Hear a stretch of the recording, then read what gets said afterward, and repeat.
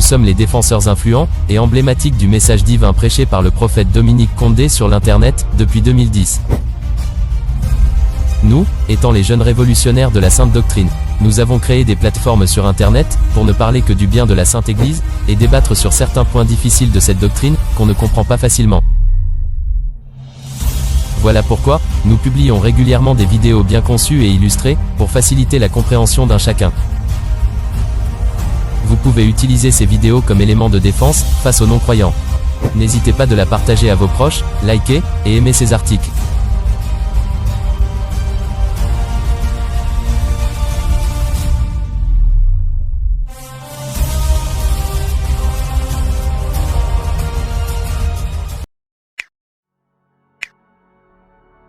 L'homme reste humain, Dieu s'impose sur lui sans son consentement car il n'en a pas besoin. Ce qui est juste à prendre au sérieux, Dieu n'a pas besoin de votre avis ou envie pour faire ce qu'il veut dans votre vie. Il est le créateur de toutes choses bonnes comme mauvaises. Il est le facilitateur de tous les temps favorables ainsi défavorables, le pourquoi il est écrit. Daniel chapitre 2 verset 21. C'est lui qui change les temps et les circonstances, qui renverse et qui établit les rois, qui donne la sagesse aux sages et la science à ceux qui ont de l'intelligence.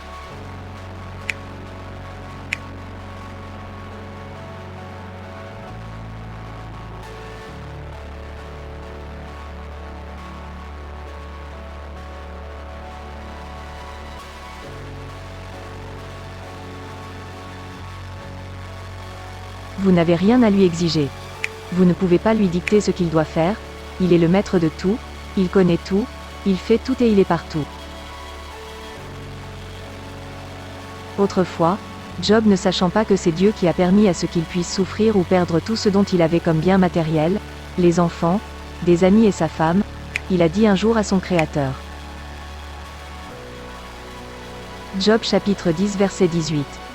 Pourquoi m'as-tu fait sortir du sein de ma mère? Je serais mort, et aucun œil ne m'aurait vu. Pour lui, il faudrait qu'il soit mort-né. Qu'il se décompose même dans les entrailles de sa mère et soit directement enterré sans qu'une personne autre le voie.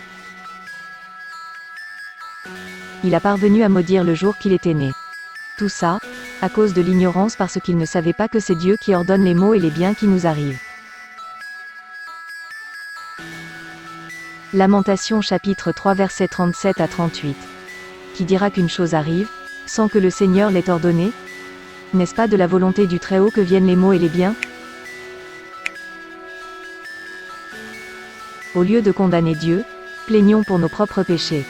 Le mal qui nous arrive, misère, stérilité, mort, trahison, échec, désespérance, maladie, etc., sont la volonté de Dieu.